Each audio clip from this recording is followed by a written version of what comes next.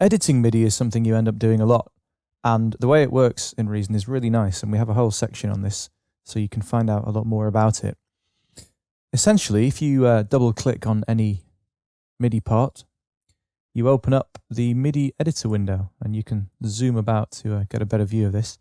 These are the MIDI notes that are triggering, in this case, our drum part, and you can see that this drum module is selected, and so we know that we're working on a drum part. You can preview the sounds in the module.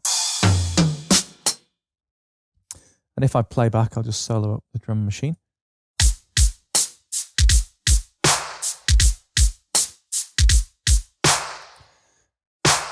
If you click on any note, you can preview it.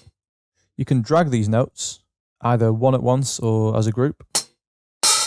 So if I decided there I didn't want that closed hat, I wanted an open hat, that would be easy to do. You can make notes longer as well if you want. That doesn't work so well with beats because they tend to be quite short, but with instrument parts like this is a bass part, I could very easily sustain or shorten these notes.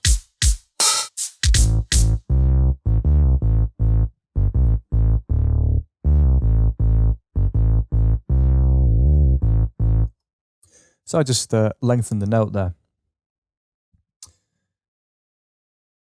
Underneath the MIDI note lane, you get velocity lanes, and these again can be edited. Velocities can be edited, they can be evened out by just drawing across them like that with the pen tool, or if you wanted to make one note particularly loud, let's say that one we were working on before, you can make it louder, and you can see that it gets darker in color to reflect that change.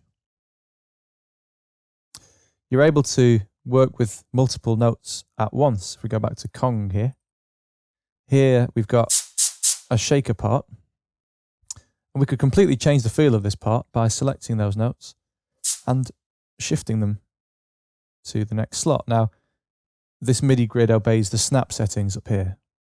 This is something we explain in our MIDI section, but essentially these work by governing how notes snap to a grid, and at the moment they're set to snap to 1/16 of a beat.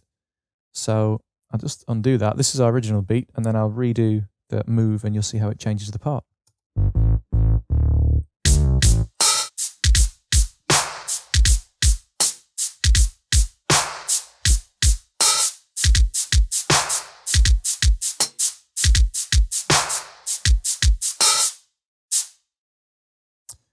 You can duplicate notes very easily by just holding Alt while you drag them. So I could put a second hit in there.